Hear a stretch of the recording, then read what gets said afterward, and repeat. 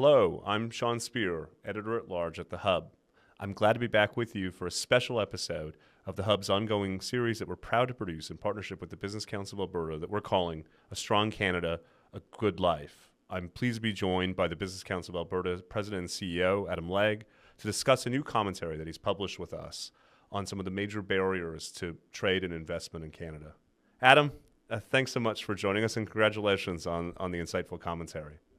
Well, thanks, Sean. It's great to be with you. A real pleasure to be having a good conversation with you on this. Indeed. Adam, the commentary sets out a provocative idea, which is that through a series of policy choices at various levels of government over successive governments, we are engaged in an act of what you might characterize as self-sabotage.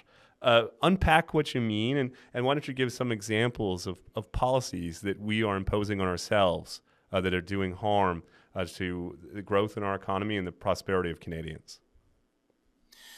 Well, Sean, I think for the past decade, we just have not had this notion of competitiveness, of economic growth, or an economic agenda anywhere remotely near federal decision making and policy decisions. And so we've put in place, instead of things that will enable investment, enable growth, that will enable job creation, we put in place things that do the exact opposite. They put a big "Do not enter" sign on Canada when you're looking at when capital's looking at where to go.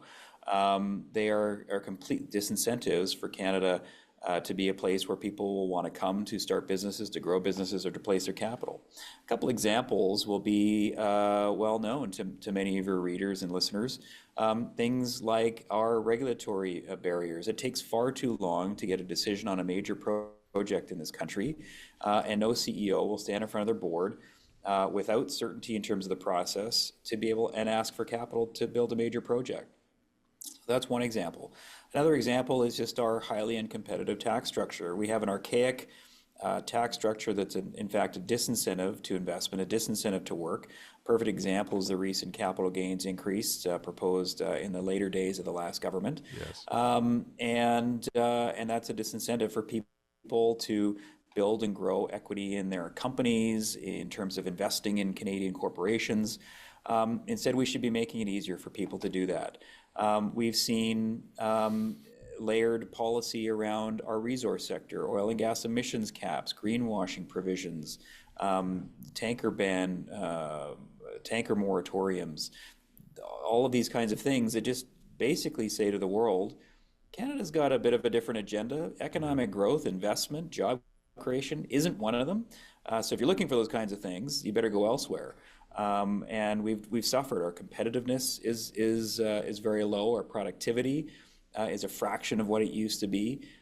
Canadian optimism is low. Only 5% of Canadians feel that the next generation will be better off than the current generation. And we've seen our productivity slip 8 out of the 9 last quarters compared to the U.S. So we're in a bad spot economically, Sean, and it's time that we turn that corner and do better as a country. Yeah. Adam, we'll come in a minute to what it looks like to do better, because our listeners and viewers have grown accustomed to the first-rate policy thinking that the Business Council of Alberta does. But one of the reasons I like this commentary and some of the other work that we're doing together on this subject is that you make the case it's not merely about policy reform. In a way, it's about shifting the policymaking mindset. Do you want to talk a bit about that for a minute? Absolutely. Sean, one of the biggest things we want to see from Canada's federal government is that they are champions of its assets, of its strengths, of its people, of its innovations. We haven't seen that recently. And so it begins with a mindset. It begins with the ability to say Canada is going to be a global leader in a variety of things, and whether that is natural resources, whether that is artificial intelligence, whether that is autos, whether that's critical minerals, whatever it might be. But to have our federal leaders championing that and then enabling the policy environment to support that ambition, to support that narrative.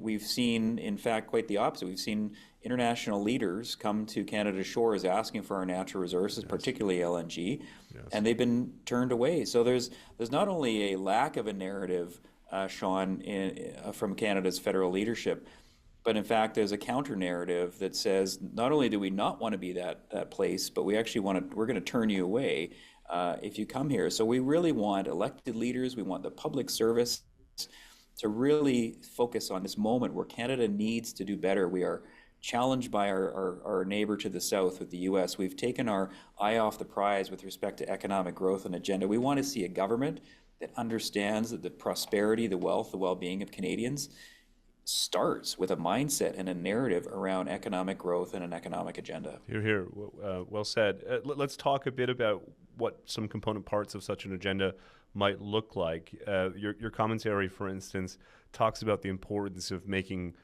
progress on interprovincial trade barriers. This is something that is increasingly top of mind for policymakers across the political spectrum. Talk a bit about the impediments to progress that we've seen in the past and how we might blast through them in this moment of urgency. As a federation, the provinces have a tremendous amount of power and discretion over what happens within their own jurisdictions. And we've seen that turn into, frankly, kind of a subnational protectionism across a variety of industries, across a variety of practices.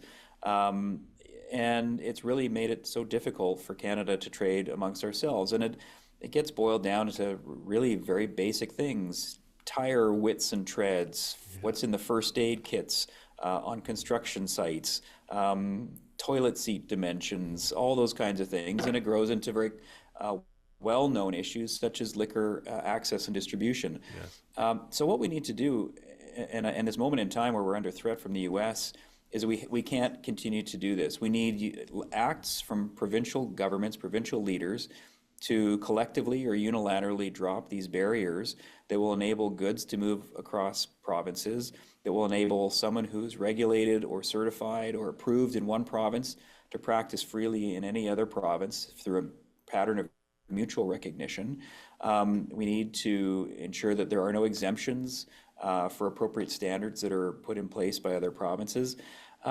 And just recognize that we're better when we trade amongst ourselves. Now, we know there's a host of protectionist mindsets that get in the way, but we've seen movement on this. In 2019, then Premier Kenney in Alberta removed the majority of exemptions under the Canada Free Trade Agreement for Alberta and challenged his fellow premiers to follow suit. Yes. Frankly, sadly, no one did so, and here we are 6 years later. So we need to start doing more on this and getting rid of all of these. We can create mutual recognition. We can identify those things that are truly of perhaps risk or unique attributes for different provinces or practices. But there's no way that a tradesperson who's certified in Alberta shouldn't be able to practice in Quebec, or that a nurse certified in Nova Scotia can't practice in British Columbia. So those are the kinds of things that we need to really get our head around and move quickly. And I think, frankly, there's a role for the federal government to incentivize fast progress on this by tying it to conditional transfer payments or those kinds of things that will make the move happen faster. Yeah, certainly a moment for policy innovation. I agree with that, Adam. You mentioned earlier the consequences of a proverbial keep out sign to global investors. Talk a bit about how we can change perceptions of Canada when it comes to capital flows and mitigate, Adam, the growing uncertainty that we're experiencing and that risks capital actually leaving the country. How, in other words, do we overcome a decade of public policy that has done harm to Canada's perceptions of Canada as an investment climate, and one that deals with the immediacy of the risks that we're seeing play out from the United States? Yeah.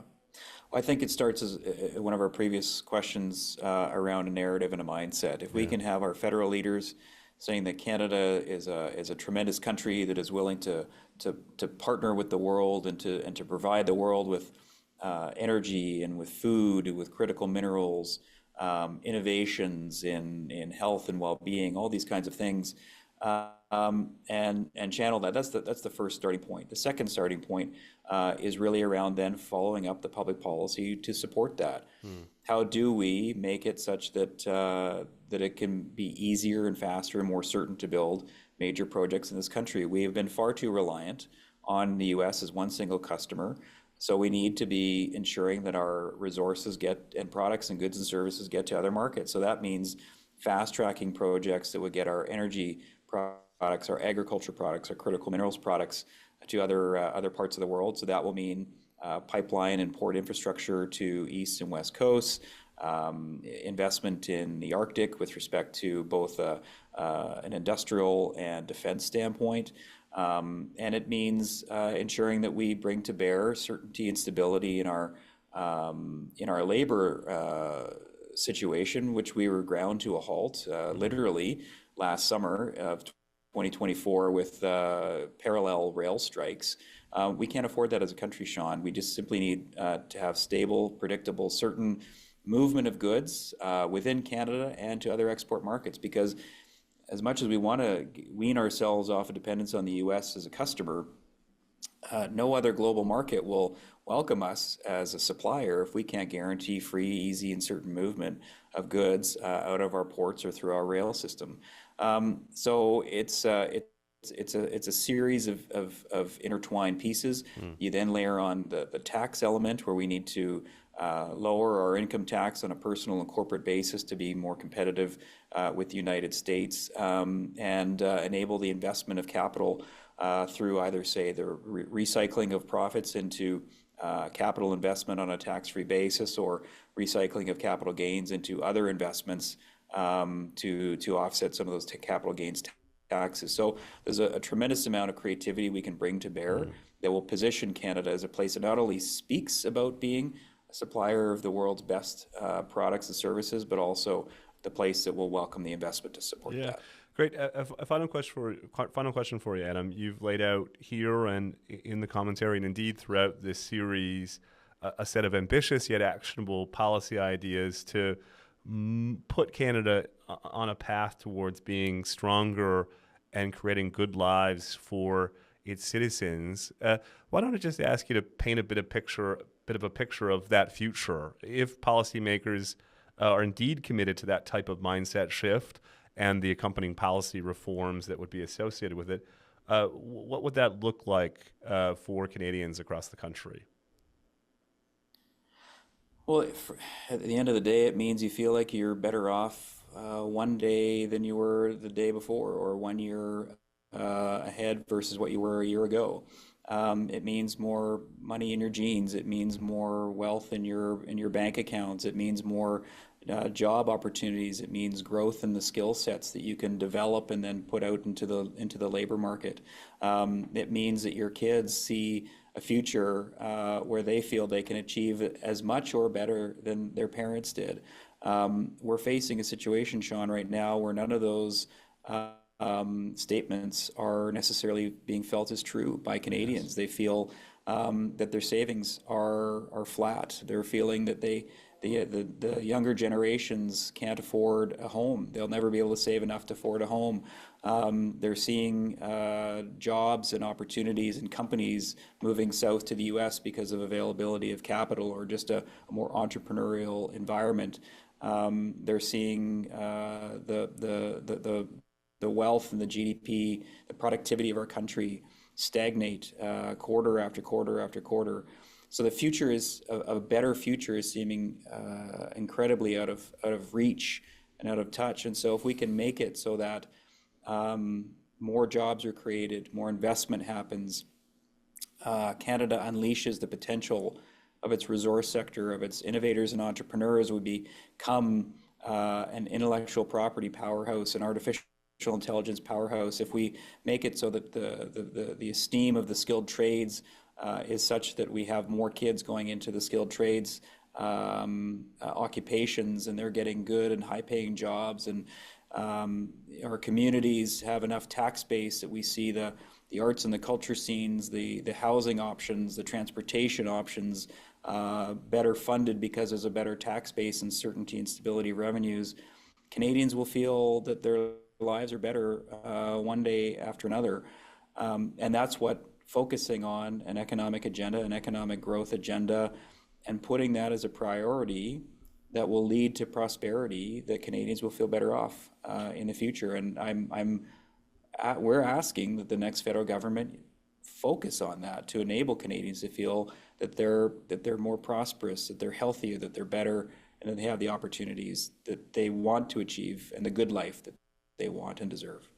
It's precisely the powerful vision, Adam, that we're proud to advance with you as part of this series. The series is called A Strong Canada, A Good Life. The commentary that we've been discussing is entitled Canada Must Embrace Competition and Trade to Reclaim Its Economic Strength. Adam Legge, President of the Business Council of Alberta, thank you so much for joining me. Thank you, Sean. We appreciate working with you.